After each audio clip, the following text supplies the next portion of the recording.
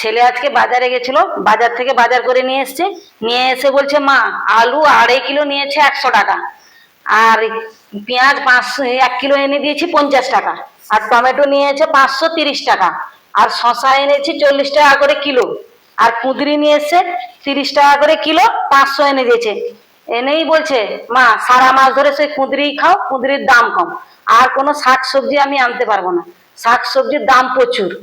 আর বাজার থেকে এই যে তাঁপড়া মাছ নিয়ে এসছে, আর এই যে ইলিশ মাছ, এই দুটো নিয়ে এসছে। বলছে সারা মাস বছরের মধ্যে ইলিশ মাছ এইটাই খেয়ে নাও।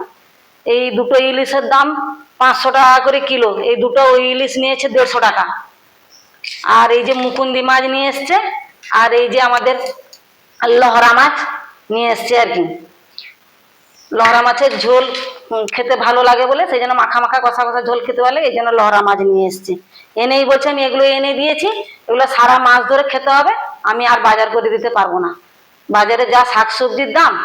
ভিডিওটা যদি ভালো লাগে লাইক শেয়ার কমেন্ট করে দিবেন।